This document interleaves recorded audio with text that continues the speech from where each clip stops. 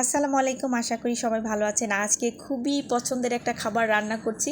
আর এই খিচুড়ি কিন্তু আমাদের কম বেশি সবারই খুবই পছন্দ। তো খিচুড়ি রান্না করতে আমার তেমন কোনো অলসতাই লাগে না। যখনই মন চায় তখনই রান্না করে ফেলি। আর অনেকেই আছে না যে বৃষ্টি নামলে খিচুড়ি রান্না করে, আমার সেরকম কোনো কিছুই মনে হয় না। কারণ আমার যখনই খিচুড়ি খেতে ইচ্ছা করে আমি তখনই ঝটপট খিচুড়ি রান্না করে ফেলি। তো আজকে হচ্ছে সেই রকমই খিচুড়ি রান্না করব আর আপনাদের সাথে একটু শেয়ার করছি। এখানে আমি গরুর মাংস আর আলু দিয়ে খিচুড়িটা রান্না করব। সাথে হচ্ছে ভাতের চাল নিয়েছি আর 2 রকমের ডাল নিয়েছি, মুগ ডাল আর হচ্ছে মসুরির ডাল। আর সব কিছু খুব ভালো করে ধুয়ে নিয়ে রান্নাটা শুরু করে দিব। আর আজকে কিন্তু ভাতের চাল দিয়ে এই খিচুড়িটা রান্না করব। তো কড়ার মধ্যে পরিমাণ মতো তেল দিয়ে দিলাম। তেলটা গরম হওয়ার পর আলুগুলো খুব ভালো করে ব্রাউন কালার করে ভেজে নিতে হবে। আলুটা ভেজে খিচুড়িটা রান্না করলে বেশি মজা হবে। তো আলুটা ভাজা হয়ে গেছে, তুলে নিলাম। অবশিষ্ট যে তেল ছিল তার মধ্যে আরও একটু তেল দিয়ে দিলাম। আর এখানে আমি হাফ কাপের মতো পেঁয়াজ কুচি দিয়ে দিলাম, সাথে গোটা মশলা দিয়ে দিলাম। এখানে দারুচিনি, এলাচ, তেজপাতা, লং দেওয়ার পর এখানে আমি 1 চা চামচ রসুন বাটা, 1 চা চামচ আদা বাটা দিয়ে দিলাম। সাথে এখানে সব ধরনের গুঁড়া মশলা দিয়ে দিলাম। হলুদের গুঁড়া, মরিচের গুঁড়া, ধনিয়ার গুঁড়া এবং জিরার গুঁড়া সব কিছু আমি 1 চা চামচ করে দিয়েছি। সাথে পরিমাণ মতো লবণও দিয়েছি। সামান্য একটু পানি দিয়ে মশলাটা খুব ভালো করে বেশ খানিকটা সময় ধরে কষিয়ে নিয়ে তারপর আমি গরুর মাংসটা দিয়ে দিলাম। মাংসটা দেওয়ার পর মশলার সাথে খুব ভালোভাবে নেড়ে চেড়ে একটু মিশিয়ে নিতে হবে। মাংসটা একটু ভালো করে মিশিয়ে তারপর ঢাকনা দিয়ে ঢেকে প্রায় 20 মিনিটের মতো আমি মাংসটা ভালোভাবে কষিয়ে নিব।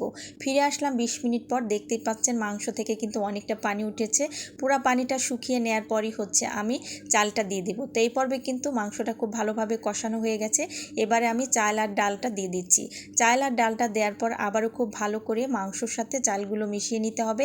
একটু ভাজা ভাজা করে তারপর হচ্ছে পানি দিতে হবে। তো আমি আবারও একটু ভালো করে নেড়ে চেড়ে দিচ্ছি। আর পরিমাণ মতো পানি দিয়ে দিচ্ছি। এখানে আমি হালকা কুসুম গরম পানি ব্যবহার করেছি। আর কুসুম গরম পানি ব্যবহার করলে কিন্তু খিচুড়িটা সুন্দর মতো ঝরঝরা হয়। ঢাকনা দিয়ে ঢেকে আমি 10 মিনিটের জন্য রান্না করে নিলাম। এবারে খুব ভালোভাবে খিচুড়িটা বলক চলে আসছে। আর এর মধ্যে এখন আমি ভাজা আলুগুলো দিয়ে কিছু কাঁচামরিচও অ্যাড করে দিলাম। আর খিচুড়িতে কাঁচামরিচের ফ্লেভারটা কিন্তু খুব সুন্দর আসে। এবারে ঢাকনা দিয়ে ঢেকে আমি আরও 10 মিনিটের জন্য রান্না করে নিচ্ছি। তো দেখতেই পাচ্ছেন এই পর্বে কিন্তু অনেকটাই পানি শুকিয়ে গেছে। আর একটু খুব ভালো করে নেড়ে চেড়ে দিচ্ছি। এই পর্বে কিন্তু একদম পানিটা শুকিয়ে গেছে।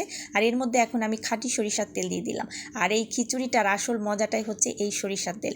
আর সরিষার তেলে যে কি সুন্দর একটা ফ্লেভার আসছে তা বলার মতো না। তো খুব ভালো করে নেড়ে চেড়ে একটু মিশিয়ে দিয়ে ঢাকনা দিয়ে ঢেকে আমি এখন হচ্ছে আধা ঘন্টার জন্য দমে রেখে দিব। এই আধা ঘন্টার মধ্যে কিন্তু একবারও আমি এর ঢাকনা খুলবো না, একবার রান্নার শেষে ঢাকনাটা খুলে নিব।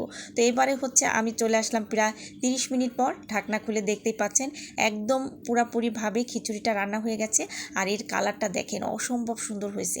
আর সুন্দর একটা সরিষার তেলের ফ্লেভার আসছে। এভাবে খিচুড়ি রান্না করলে খিচুড়িটা কিন্তু ভীষণ মজার হয়। আর আজকের রেসিপিটা যদি ভালো লাগে একবার হলো বাসায় ট্রাই করবেন, আশা করি খুবই ভালো লাগবে।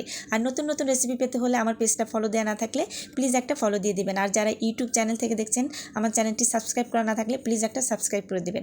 আবারও কথা হবে নতুন কোনো রেসিপি নিয়ে। সেই পর্যন্ত সবাই ভালো থাকবেন। আল্লাহ হাফিজ।